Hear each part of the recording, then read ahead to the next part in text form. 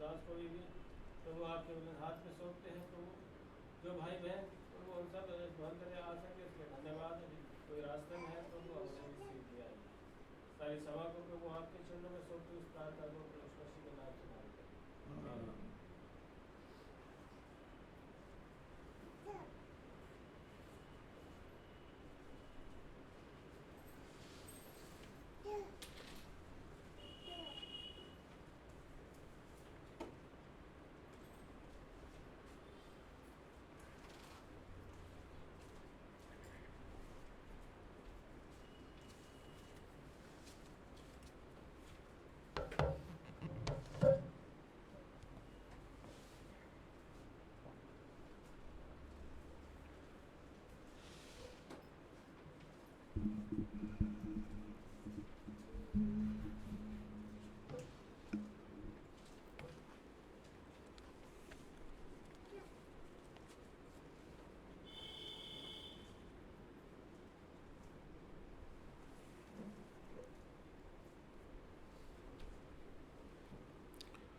प्रभु के नाम की महिमा हो। हमें प्रभु ने फिर से एक और बार उसके पवित्र वचन के अध्ययन के लिए एकत्रित किया और हम सबको प्रभु यीशु मसीह में जो आनंद और शांति और सुकून दी है उसके लिए प्रभु का धन्यवाद हो। हम कुलुस्सियों की पत्री का अध्ययन करते आए हैं और पिछले बार हमने पिछले 2 अध्ययनों में हमने प्रेरित पौलुस के द्वारा दी जाने वाली बहुत ही प्रायोगिक, बहुत ही व्यावहारिक कुछ बातों को देखना आरंभ किया। यदि हम प्रेरित पौलुस की पत्रियों को ध्यान से देखें तो एक पैटर्न या फिर एक जो तरीका है उसे हम बार बार दोहराए जाते हुए देख सकते हैं। वो यह है, हमेशा इस बात को याद रखिए कि प्रेरित पौलुस की अधिकांश पत्रियों में आप उसके एक भाग में आप सैद्धांतिक सच्चाइयों को या फिर शिक्षाओं को, बुनियादी शिक्षाओं को आप देख सकते हैं और उसके बाद उसके अगले भाग में हम उन्हीं सच्चाइयों का व्यावहारिक जीवन के साथ या फिर हमारे दिन प्रतिदिन के जीवन के साथ हमारा संबंध क्या है, इसके विषय में चर्चा करते हुए देख सकते हैं। तो ये अक्सर पौलुस की पत्रियों में हम देख सकते हैं। तो इस कुलुस्सियों की पत्री में भी यदि आप देखें तो पहले जो 2 अध्याय हैं वो डॉक्ट्रिनल सच्चाइयों को या फिर सैद्धांतिक या बुनियादी शिक्षाओं को बहुत स्पष्ट रूप से, बहुत ही सामर्थ्य के साथ, स्पष्टता के साथ पौलुस वहाँ प्रस्तुत करता है। लेकिन उसके बाद तीसरे अध्याय से लेकर आगे के अध्यायों में प्रेरित पौलुस इस बात को सिखाता है कि हमने इन सच्चाइयों को, इन बुनियादी शिक्षाओं को या सिद्धांतों को या डॉक्ट्रिन्स को जो हमने देखा है उसका हमारे दिन प्रतिदिन के जीवन के साथ क्या संबंध है। देखिए ये एक बहुत महत्वपूर्ण एक बात है जिसे हम सभी को समझने की आवश्यकता है कि परमेश्वर के वचन की जो शिक्षाएं हैं उसका अंततः उद्देश्य क्या है। What is the ultimate purpose of God's word, the teaching of God's word क्या है अंततः, कि हम अपने दिन प्रतिदिन के जीवन में उसको व्यावहारिक रूप से अप्लाई करें या फिर उसको लागू करें। यदि हम अपने जीवन के डिटेल्स के साथ उस वचन को जोड़ते नहीं हैं तो फिर हमारा जो कुछ सीखना है वो सब कोई बहुत ज़्यादा अर्थपूर्ण नहीं होता है। तो इसलिए बहुत ही आवश्यक एक एक्सरसाइज है, अभ्यास है।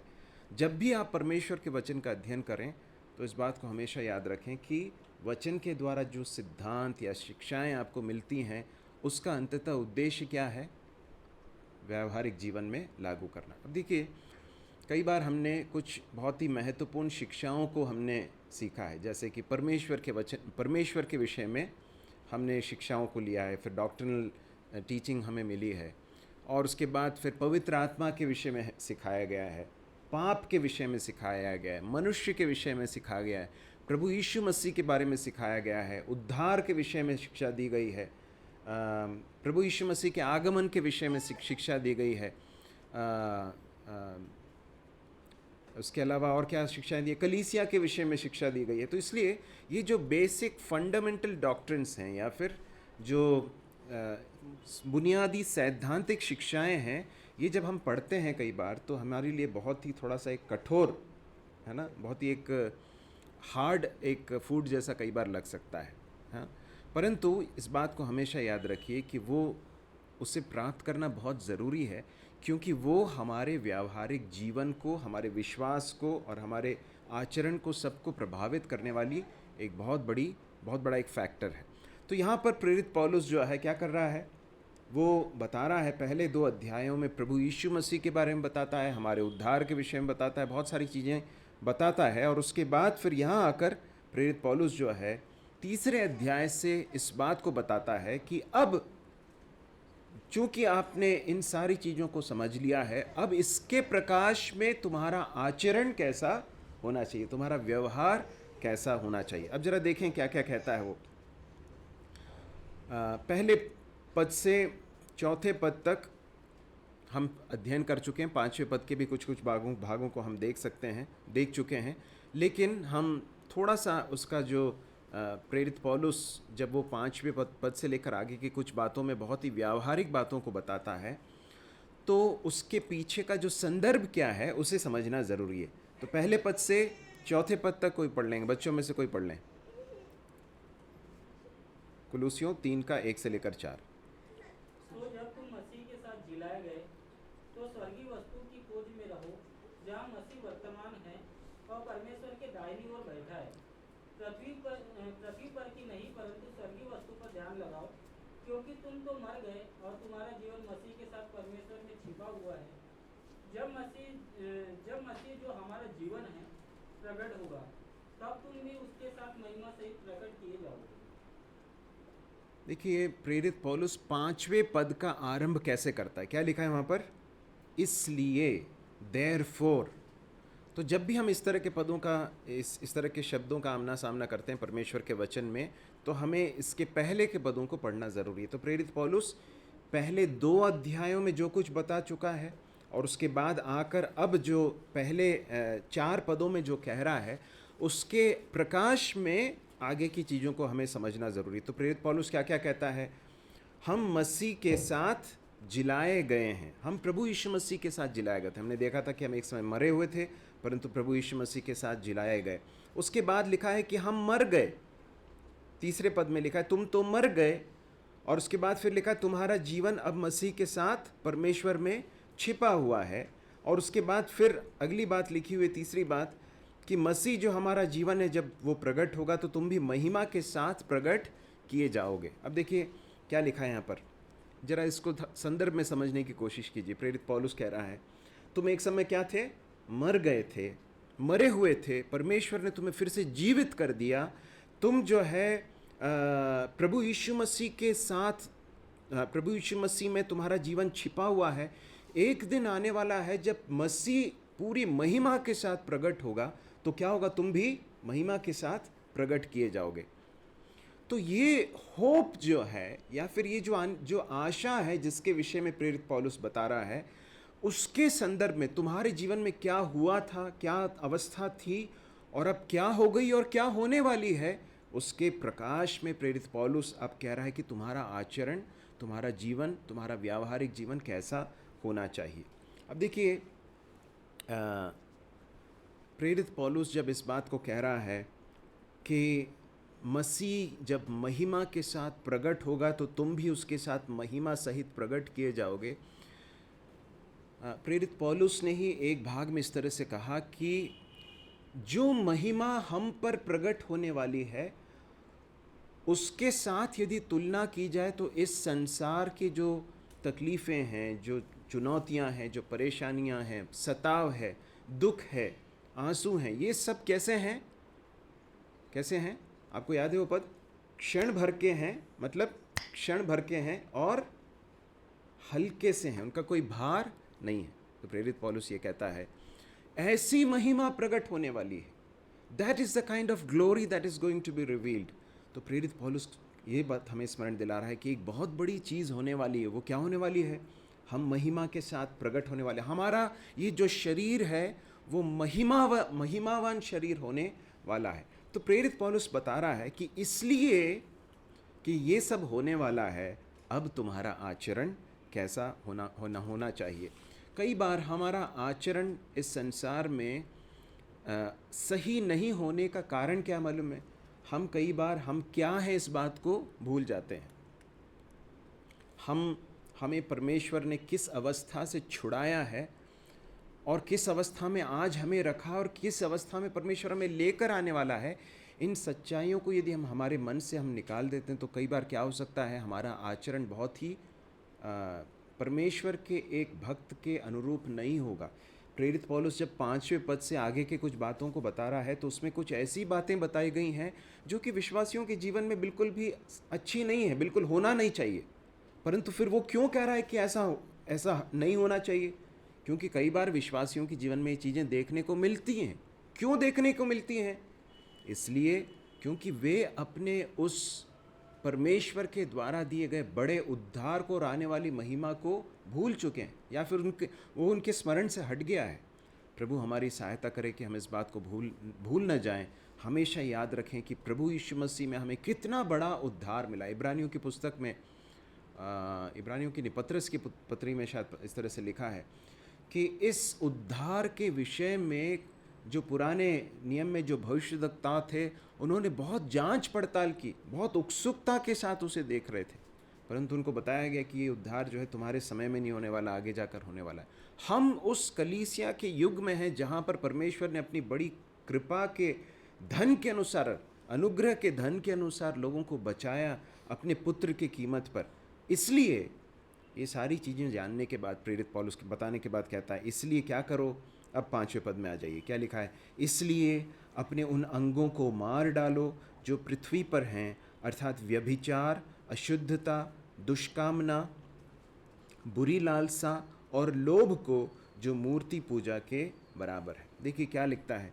हमने पिछले बार देखा था कि प्रेरित पौलुस यहाँ पर इन चीज़ों के साथ बहुत ही कड़ा व्यवहार करने के लिए या फिर बहुत ही कठोर व्यवहार करने के लिए कहता है।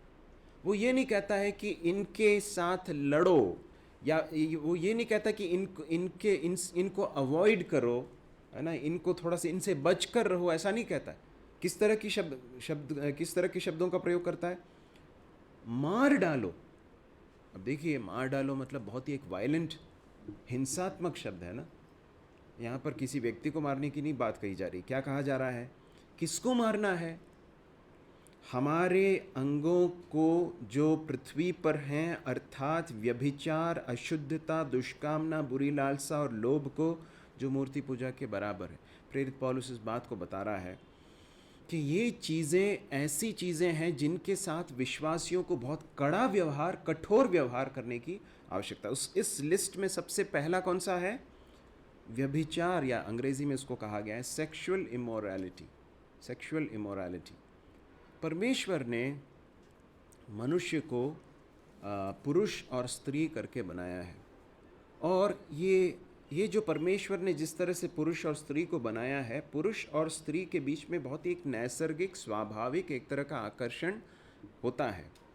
परंतु परमेश्वर का वचन बताता है कि ये जो आकर्षण है या फिर ये जो अट्रैक्शन है, ये इसकी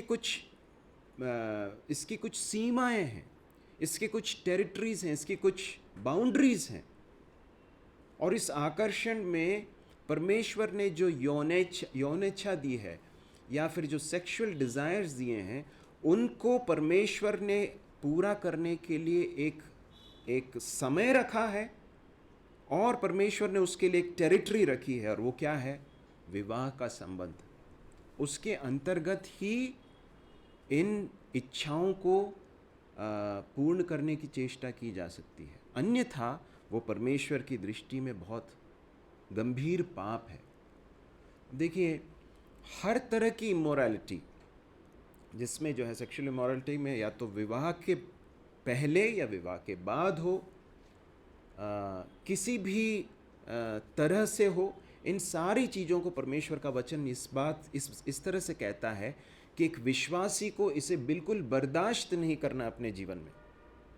हम एक ऐसे समाज में आज रह रहे हैं, ऐसे एक संसार में हम रह रहे हैं जहाँ पर इस तरह की चीज़ें बहुत कॉमन हो चली हैं, जिनको बहुत आसानी से टॉलरेट किया जाता है, जिसको बहुत नॉर्मल तरीके से पेश किया जाता है।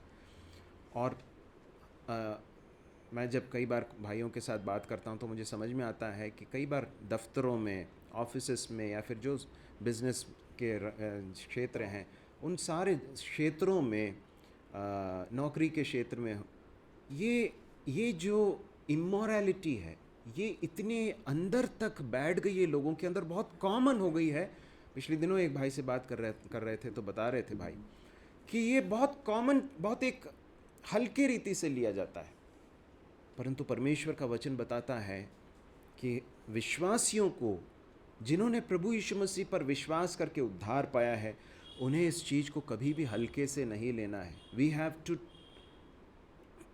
टू पुट टू डेथ, इसे मार डालने के लिए कहा गया है। अर्थात हम इसके आरंभिक उस समय में ही उसको कुचल दें। यदि हमारे हृदय के अंदर, देखिए, कोई भी कार्य जो है वो एक विचार के साथ आरंभ होता है या फिर एक दृष्टि के साथ आरंभ होता है, उसके बाद फिर जो है वो विचार में तब्दील होता है और उसके बाद कार्य में वो अंततः जो है वो रिजल्ट होता है। परमेश्वर का वचन बताता है, प्रभु यीशु मसीह ने इसके विषय में बताया कि यदि कोई व्यक्ति व्यभिचार की दृष्टि से एक स्त्री को देखता है तो उसके साथ व्यभिचार कर चुका। तो इसका मतलब यह है कि व्यभिचार जो है वो सिर्फ कार्य के क्षेत्र में या फिर एक एक्ट के उस स्टेज पर नहीं व्यभिचार के रूप में देखा जाता। परमेश्वर के वचन में, परमेश्वर की दृष्टि में व्यभिचार कहाँ से आरंभ होता है? हमारे हृदय से या फिर हमारे मन से। इसलिए हमारे हृदय को और हमारे मन को शुद्ध रखना कितना महत्वपूर्ण है प्रियो। देखिए, ये एक ऐसा क्षेत्र है जिसमें बहुत बड़े बड़े लोग जो परमेश्वर के लिए बहुत काम आए, वो भी गिर गए और परमेश्वर के नाम के अनादर का कारण बन गए। इसलिए बहुत ज़रूरी है कि हम बहुत अपने आप को सावधानी के साथ इस क्षेत्र में रखें। आगे कहता है, अशुद्धता, दुष्कामना, ये सब उसी के साथ जुड़ी हुई चीज़ें हैं। बुरी लालसा, लोभ, ये भी एक तरह का उसी के साथ जुड़ी हुई एक बात। लोभ के लिए अंग्रेजी में जो शब्द यूज़ किया गया वो है कवचसनेस। कविट करने का मतलब किसी और के वस्तु या चीज़ को क्या करना, उसकी लालच, उसका लालच करना। लालसा क्या लिखा है? लोभ, उसका लोभ करना, उसकी लालसा करना। और 10 आज्ञाओं में प्रभु ने, परमेश्वर ने इजराइलियों को जो दी थी, उसमें जो अंतिम आज्ञा क्या थी कि तू अपने पड़ोसी के किसी वस्तु का, उसकी पत्नी का, उसके संपत्ति का क्या करना, क्या नहीं करना, उसकी लालसा, उसका लालच मत करना। देखिए, परमेश्वर ने मुझे जो दिया है, जो कुछ भी दिया है, परमेश्वर ने मुझे जो धन दिया है या संपत्ति दी है या मुझे जो संबंध दिए हैं, ये सब परमेश्वर ने अपनी बड़ी दया और करुणा में होकर दिया है। परमेश्वर ने दूसरों को भी उस तरह से अलग अलग चीज़ें सौंपी हैं। किसी और की चीज़ को या किसी और के संपत्ति को या धन को या फिर उनके जो संबंध हैं उनको अपना होकर देखने की चेष्टा करना, ये परमेश्वर की दृष्टि में लोभ के समान है। एक तरह से आगे जाकर कहता है कि वो मूर्ति पूजा के समान है। क्यों ऐसा हो जाता है? क्योंकि जब एक व्यक्ति किसी पाप की चीज़ को मैंने किसी वस्तु को या किसी व्यक्ति का लोभ करने लगता है, लालसा करने लगता है जो उसके लिए नहीं है, तो फिर वो परमेश्वर का स्थान उसके लिए ले लेती है। क्यों? क्योंकि वो छोड़ना नहीं चाहता। क्योंकि परमेश्वर, देखिए, वो इस बात को नहीं समझ रहा है कि यदि वो परमेश्वर से प्रेम करेगा तो उसे छोड़ने के लिए वो तैयार हो जाएगा। हमें यूसुफ का उदाहरण इस समय याद आता है, जहाँ पर उसे एक बहुत स्ट्रॉन्ग टेम्पटेशन जो है हुआ और पोतीपर की पत्नी ने जो है उसे प्रलोभित किया, है ना। और वहाँ पर हम उसे देख सकते हैं कुछ बातों को कहते हुए, और उसमें से एक बात जो बहुत अहम है वो ये कहता है कि इस घर में मेरे स्वामी ने मेरे हाथ में सब कुछ सौंपा है सिवा तुम्हारे। और मेरा स्वामी जो है वो किसी भी बात में अपना हाथ नहीं डालता। क्यों? क्योंकि वो मुझ पर विश्वास करता। देखिए, यूसुफ ने एक बात समझ लिया था अच्छी तरह से कि मेरे हाथ में क्या सौंपा गया है और क्या सौंपा नहीं गया है, what has been interested to me and what is not mine. बहुत सारी चीज़ें, बच्चों, जवानों, इस बात को याद रखिए कि परमेश्वर ने बहुत सारी चीज़ें आपके लिए वर्जित की हैं। आपके लिए वो अनुभव करने का या देखने का समय अभी नहीं है।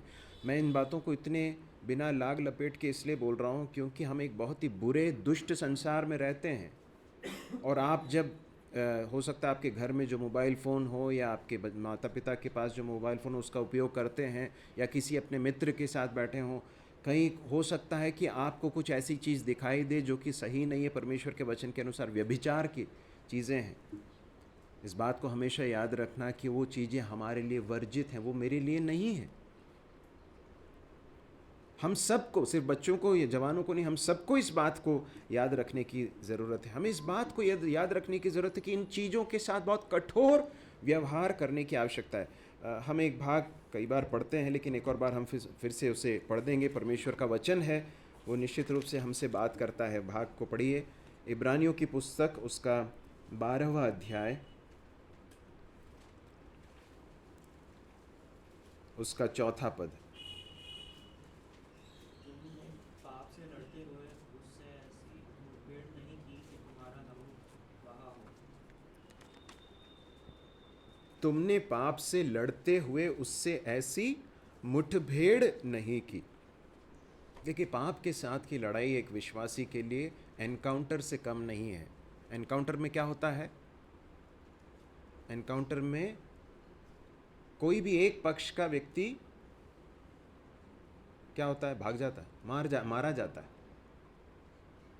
वो जो है खेल नहीं है ना।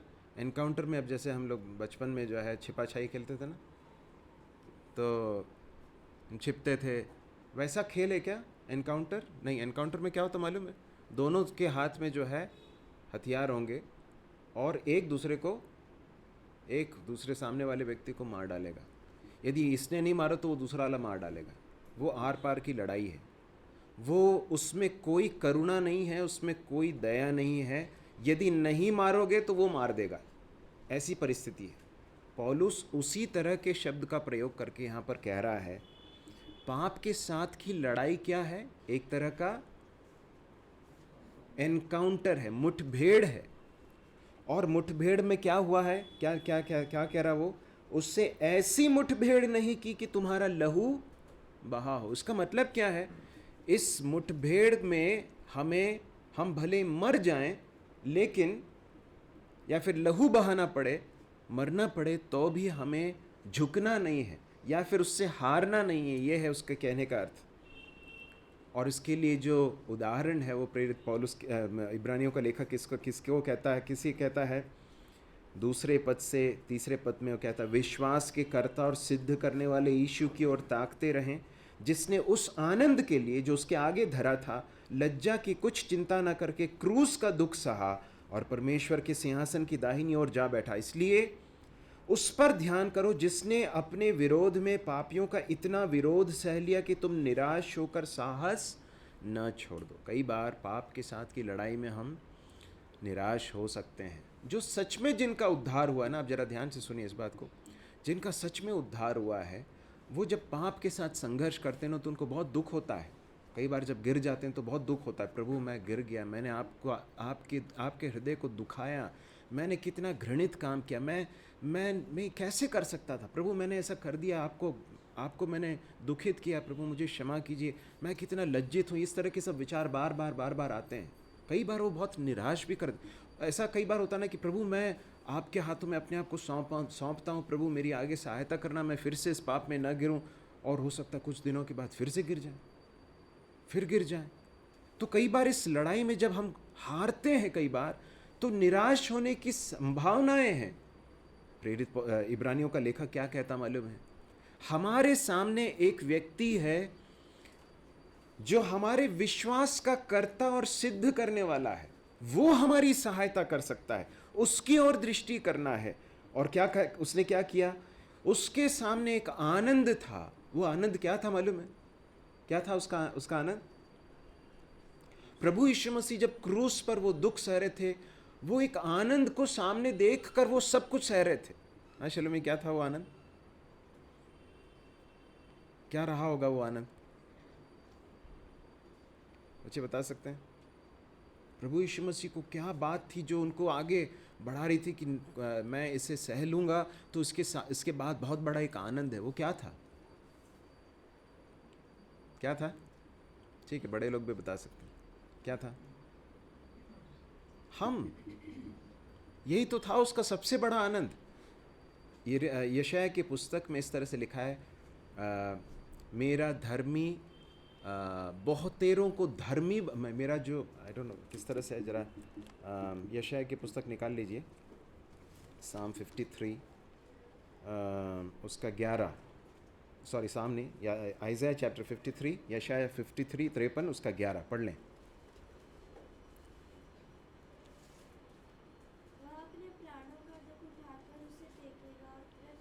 हाँ, वह अपने प्राणों का दुख उठाकर उसे देखेगा और तृप्त होगा। फिर अपने ज्ञान के द्वारा मेरा धर्मी दास बहुतों को धर्मी ठहराएगा और उनके अधर्म के कर्मों का बोझ आप उठा लेगा। या ये है आनंद।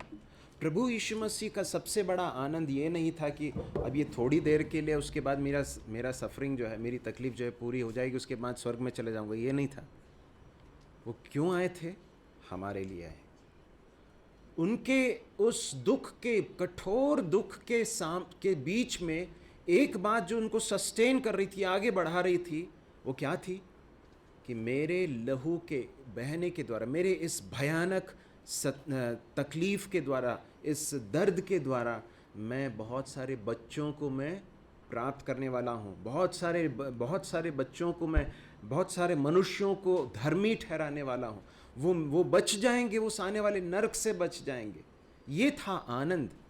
और प्रेरित पौलुस, इब्रानियों का लेखक कहता है, उस आनंद के लिए जो उसके आगे धरा था, लज्जा की कुछ चिंता न करके क्रूस का दुख सहा, परमेश्वर के सिंहासन की दाहिनी ओर जा बैठा।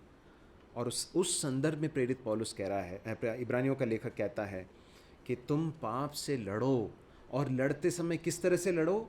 मानो कि मुठभेड़ है। बिल्कुल झुको मत उसके सामने, उससे हारो मत। अपने आप को प्रभु यीशु मसीह के हाथों में दो, उसकी और उसकी अपनी दृष्टि करो, वो तुम्हारी सहायता करेगा। इस लड़ाई में हम अपनी सामर्थ्य से लड़कर विजयी नहीं हो सकते हैं। हमने पिछली बार भाई बहन जी ने हमको स्मरण दिलाया था कि हम जब आत्मा के अनुसार चलेंगे तो हम शरीर के कामों को पर विजय पाएंगे। यहाँ पर प्रेरित पौलुस, इब्रानियों का लेखक हमें स्मरण दिलाता है कि हमें सहायता करने के लिए हमारा प्रभु यीशु मसीह स्वयं है। जब हम उसकी ओर दृष्टि करते हैं, जब प्रलोभन आता है, उसी समय पर उसे कुचलना है। इसलिए कहता है प्रेरित पौलुस कि उसको मार डालो। कैसे मार डालो? परमेश्वर के वचन के द्वारा मार डालो। परमेश्वर के वचन को कोट करो, अपने आप को स्मरण दिलाओ, परमेश्वर के वचन को स्मरण दिलाओ, प्रभु यीशु मसीह की ओर दृष्टि करो, प्रभु यीशु मसीह को पुकारो, मुंह खोल कर कहो, प्रभु यीशु मसीह मेरी सहायता कीजिए। इच्छा नहीं हो रही है तो भी पुकारिए, और प्रभु आपकी सहायता करेंगे। प्रभु आपको उस प्रलोभन के, उस भयानक, उस दलदल में से बाहर निकाल कर खड़ा करेंगे। परमेश्वर हमारी सहायता करे। हम वापस आ जाएं अपने भाग में। कुलुसियों की पत्री 3 अध्याय में वो कहता है, इन सबको मार डालो। और उसके बाद फिर आगे कहता है 6वें पद में, इन्हीं के कारण परमेश्वर का प्रकोप आज्ञा न मानने वालों पर पड़ता है। वो क्या कह रहा है यहाँ पर? देखिए, परमेश्वर का प्रकोप, ये प्रकोप क्या है? परमेश्वर का आने वाला भयानक दंड, ठीक है, वो आज्ञा न मानने वालों पर पड़ता है। देखिए, जो परमेश्वर को नहीं जानते उनके ऊपर परमेश्वर का प्रकोप आने वाला है। जो प्रभु यीशु मसीह के द्वारा उद्धार जिन्होंने नहीं पाया है, उनके विषय में कहा गया है कि वो आज्ञा न मानने वाले हैं। सही है कि नहीं? कैसे जान सकते हैं? इफिसियों की पत्री 2 अध्याय में हम क्या पढ़ते हैं? हम भी एक समय पर आज्ञा न मानने वाले थे, है ना? प्रेरितों के काम में क्या लिखा है मालूम है? जिन्होंने उसके वचन को माना, उन्होंने बपतिस्मा लिया और उनमें मिल गए। देखिए, उद्धार पाने में परमेश्वर के प्रति अपने आप को आज्ञाकारी करना है। उसकी आज्ञा को मानने के लिए हम देते हैं अपने आप को। तो प्रभु यीशु मसीह पर जिन्होंने विश्वास किया, उनकी बात नहीं की जा रही यहाँ पर। प्रेरित पौलुस कह रहा है कि जिन्होंने प्रभु यीशु मसीह पर विश्वास नहीं किया, जो आज्ञा न मानते हैं, उनके ऊपर परमेश्वर का प्रकोप इन्हीं सब चीजों के कारण आने वाला है। लेकिन उसका एक दूसरा एस्पेक्ट है जो भले इस पद के साथ सीधे सीधे न जुड़ा हुआ हो, परंतु वो यह है कि एक विश्वासी पाप के साथ खिलवाड़ नहीं कर सकता, उसके साथ खेल नहीं सकता। यदि इन चीज़ों में वो अपने आप को देता रहेगा तो एक प्रभु ज़रूर उसको ताड़ना देगा। और यदि ताड़ना नहीं दे रहा है तो फिर उसके जीवन में वास्तव में उसने प्रभु को जाना भी है कि नहीं, ये बहुत बड़ा एक प्रश्न चिन्ह है।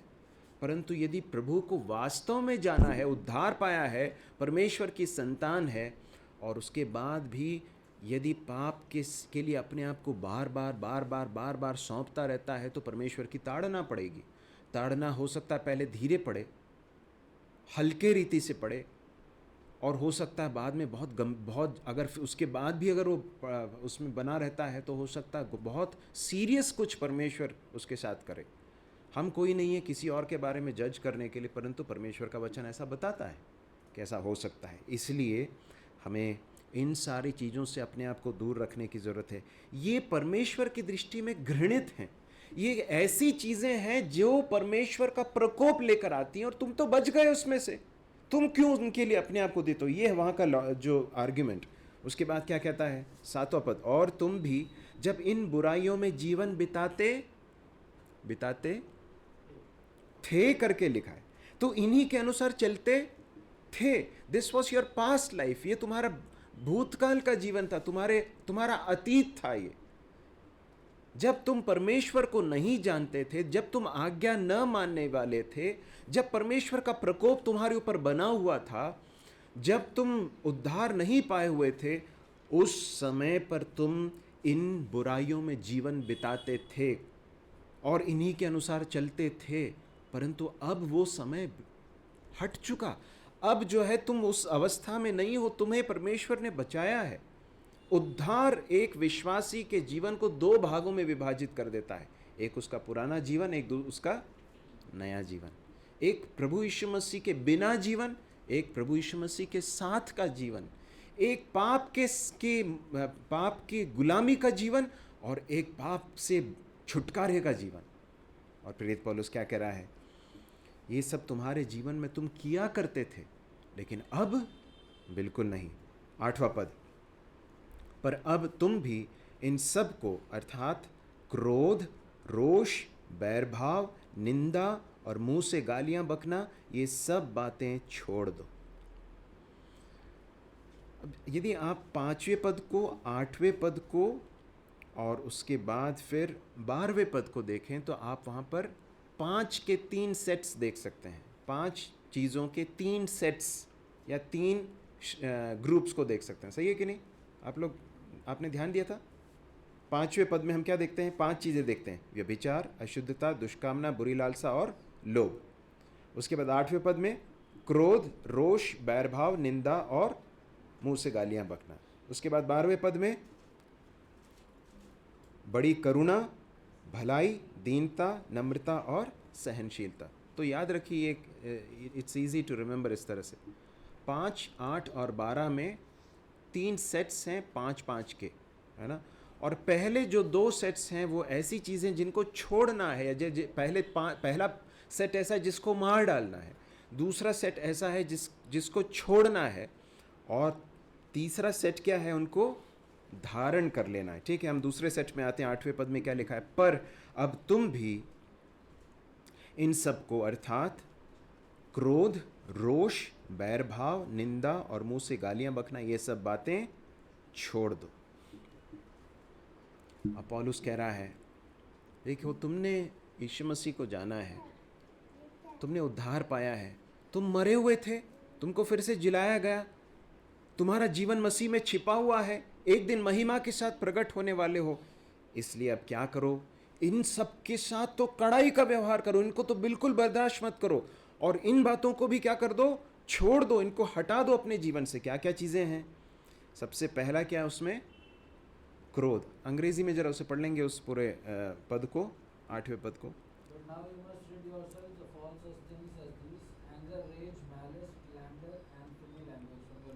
एंगर, क्रोध, और उसके बाद फिर रेज। एक विश्वासी को अपने जीवन में कुछ चीज़ें जिसको छोड़ना है, उनमें से क्या चीज़ है? सबसे पहला कौन सा है? क्रोध। हम याकूब की पत्री में आ जाएं। मैं चाहूँगा कि इन रेफरेंसेस को आप ज़रूर नोट कर लें, क्योंकि ये बहुत महत्वपूर्ण रेफरेंसेस हैं। याकूब पहला अध्याय, उसका 19 और 20। ये मेरे प्रिय भाइयों, यह बात तुम जानते हो, इसलिए हर एक मनुष्य सुनने के लिए तत्पर, बोलने में धीरा और क्रोध में धीमा हो, क्योंकि मनुष्य का क्रोध परमेश्वर के धर्म का निर्वहन नहीं कर सकता। हे मेरे प्रिय भाइयों, ये बात तुम जान लो, हर एक मनुष्य सुनने के लिए कैसा हो? तत्पर हो, कीन, वेरी ईगर टू लिसन। उसके बाद फिर बोलने में धीर हो और क्रोध में धीमा हो। और फिर कहता है याकूब, क्योंकि मनुष्य का क्रोध परमेश्वर के धर्म का निर्वाह नहीं कर सकता। अंग्रेजी में कैसा लिखा उसे? 20वां पद।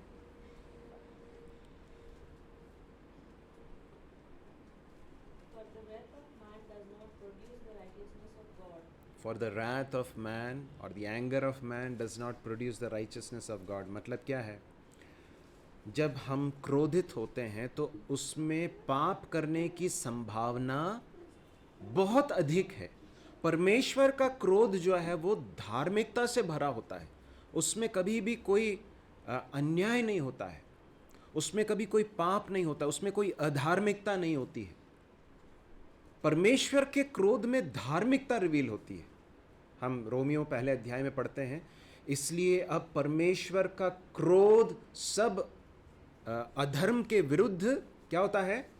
प्रकट होता है। Is revealed, the wrath of God is.